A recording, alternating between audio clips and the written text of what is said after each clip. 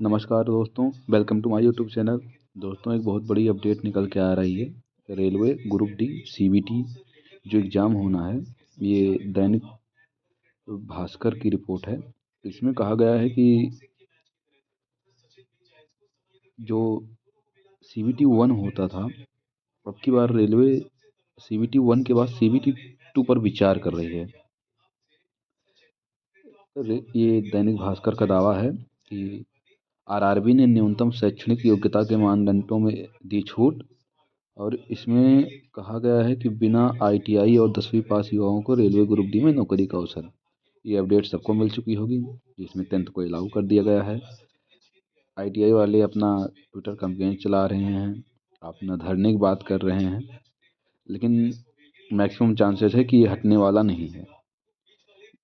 तो सबसे ज़्यादा चांसेस हैं कि 10th तो रहेगा है, वो हटने वाला नहीं है। लेकिन आप सब 10th और आईटीआई के साथ साथ सभी लोग वैकेंसी इंक्रीज करने की मांग कीजिए, तभी रेलवे आपकी मांग पूरी करेगी।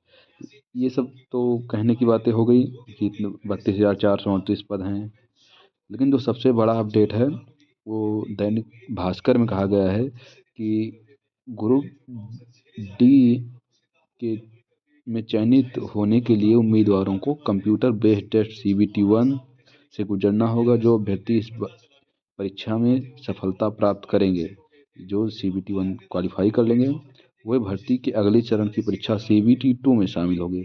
अभी तक रेलवे ग्रुप डी में सीबीटी 2 नहीं होता था, ये अब तक की सबसे बड़ी अपडेट है।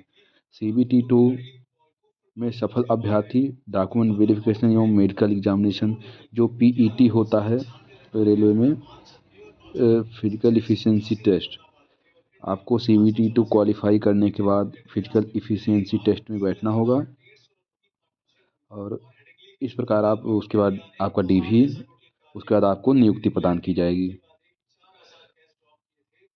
और इसमें और आपके लिए बात किया गया है उम्र सीमा।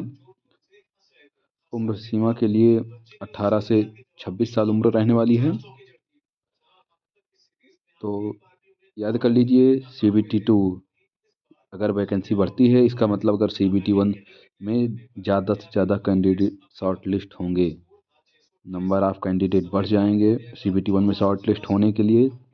और साथ में ही सीबीटी 2 के बाद फिर बात होगी आपकी फिजिकल इफिशिएंसी टेस्ट की, पीईटी की।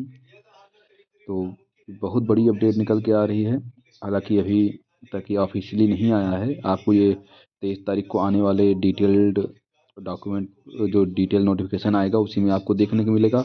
उम्र सीमा की बात करें तो उम्र सीमा 18 से 26 साल वाले आवेदन कर सकते हैं। और जनरल, ओबीसी और ईडब्ल्यूएस के लिए 500 रुपये आवेदन शुल्क रहेगा, जबकि एससी, एसटी और फिजिकली हैंडीकैप्ड एवं फीमेल्स के लिए 250 रुपये शुल्क रहने वाला है। आपको पता होगा कि ये बाद में रिफंड हो जाता है रेलवे में। और दूसरी बात, अब बात करते हैं सिलेबस की। तो सबसे पहले जो एग्ज़ाम पैटर्न होता है रेलवे का, एग्ज़ाम पैटर्न में आपका जनरल साइंस पूछा जाएगा। जनरल साइंस आपका पूछा जाएगा 25 नंबर, ये अप टू 10th क्लास ही पूछा जाएगा। आपका 25 मैथमेटिक्स पूछा जाएगा। जनरल इंटेलिजेंस एंड रीजनिंग आपका पूछा जाएगा, एंड 20 नंबर आपके करंट अफेयर्स और जनरल अवेयरनेस पूछा जाएगा। 90 मिनट आपको समय मिलने वाला है। लेकिन ये पुराना एग्ज़ाम पैटर्न ही है, आप 2025 देख कर मत जाइए। आपको एकदम confirm exam pattern detail notification में ही देखने को मिलेगा। तो इंतज़ार कीजिए 23 तारीख डिटेल नोटिफिकेशन का। लेकिन अगर यही सेम पुराना ही एग्ज़ाम पैटर्न रहेगा, तो आप सोच लीजिए कि इसमें सबसे बड़ा फैक्टर जनरल साइंस का है, क्योंकि नॉर्मली मैथ और रीजनिंग सभी से हो जाता है। मैथ और रीजनिंग सभी से हो जाता है। तो आप ध्यान दीजिए। आपको ये इतने पर ही ध्यान देना है। आपको up to 10th class general science, mathematics, ये आपकी बहुत अच्छी तैयार होनी चाहिए। रीजनिंग 90% बच्चे, मैथ 90% बच्चे कर लेते हैं। जर्नल साइंस का पूरा खेल रहता है। जर्नल अवेयरनेस किसी से नहीं होता, इसलिए जर्नल अवेयरनेस के पीछे परेशान मत होइए। डिटेल्ड सिलेबस की अगर बात करें तो मैथमेटिक्स में number system, decimals, LCM, ratio and proportion, mensuration, time and distance, profit and loss, geometry and trigonometry, square root, calendar and clock. ये कैलेंडर एंड क्लॉक रीजनिंग का टॉपिक है, लेकिन रेलवे ग्रुप डी में इसको math के topic के अंदर include किया गया है। इसे देखकर परेशान मत हो।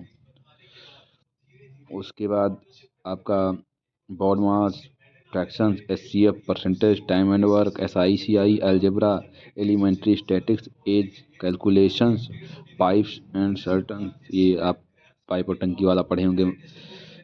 आपको ये जो एज कैलकुलेशंस है, ये भी कुछ रीजनिंग का पोर्शन हो सकता है। मैथ का भी पोर्शन है, रीजनिंग का भी पोर्शन, इस पे ध्यान दीजिए। रीजनिंग की अगर आपकी बात करें तो रीजनिंग के सिलेबस में आपका रीजनिंग का आपका रहने वाला है analogy, coding decoding, relationship, jumbling, DI and sufficiency, similarities, classifications, statements. ये statements, assumptions, argument like questions होते हैं। अल्फ़ाबेटिकल सीरीज से क्वेश्चन आएंगे, मैथमेटिकल ऑपरेशन से आएंगे, सिलोजिज्म से आ सकते हैं, Venn diagram, conclusion, decision making, numerical series and analytical reasoning and directions. Directions में आपसे और डिस्टेंस भी पूछ सकता है, डिस्टेंस एंड डायरेक्शंस।